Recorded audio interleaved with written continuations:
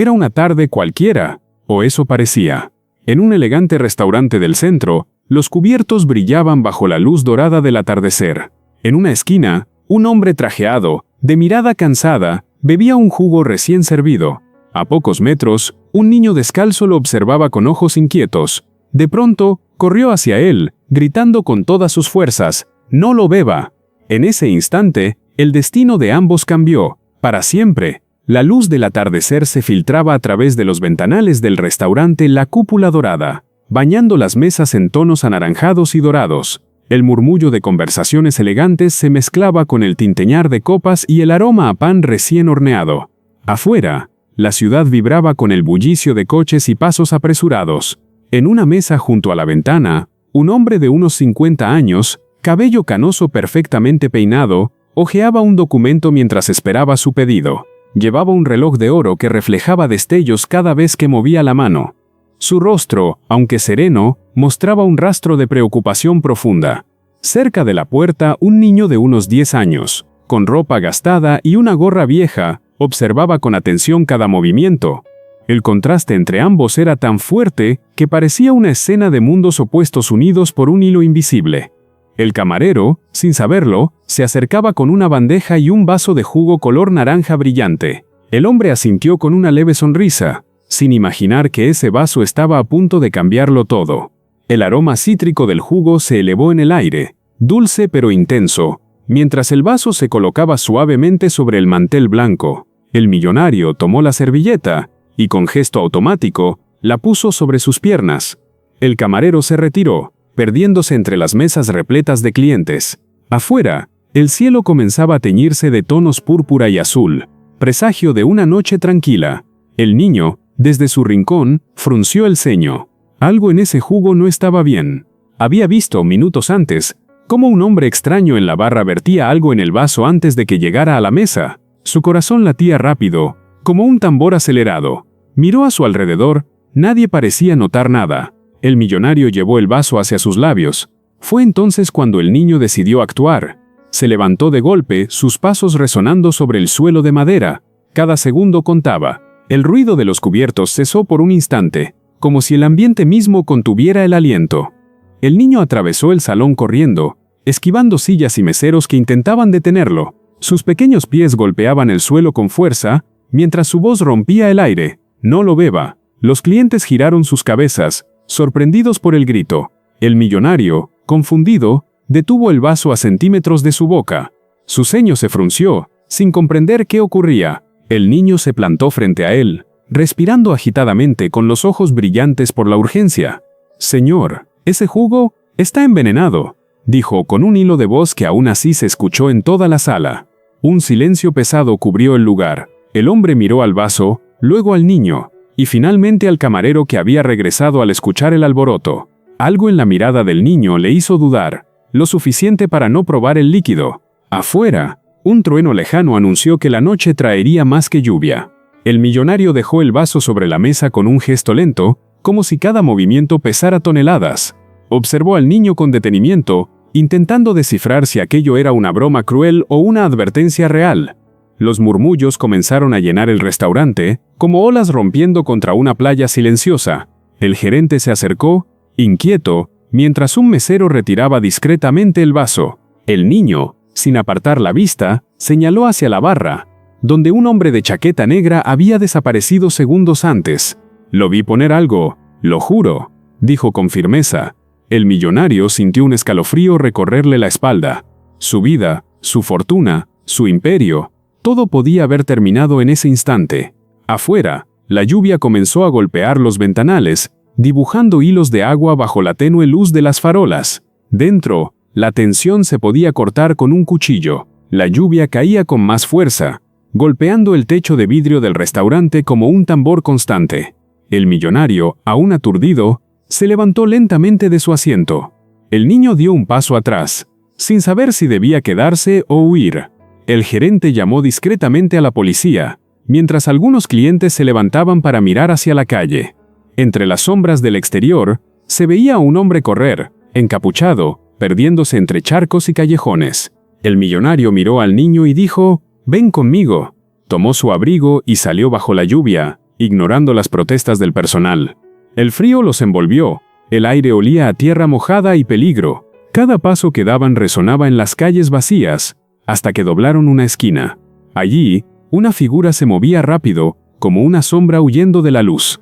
El millonario sintió que esta noche sería más larga de lo que imaginaba. La calle estaba casi desierta, salvo por el eco de sus pasos y el ruido de la lluvia. Un farol parpadeaba, iluminando brevemente un charco que reflejaba la silueta del sospechoso. El niño, con voz temblorosa, dijo: «Es él, el de la chaqueta negra». El millonario asintió y aceleró el paso, pero la figura desapareció tras una vieja puerta metálica. El sonido de un candado cerrándose resonó en el aire húmedo. El millonario miró alrededor, buscando a algún policía, pero no había nadie cerca. Decidió anotar mentalmente la dirección. Regresaron al restaurante empapados, con el corazón latiendo como si hubieran corrido un maratón.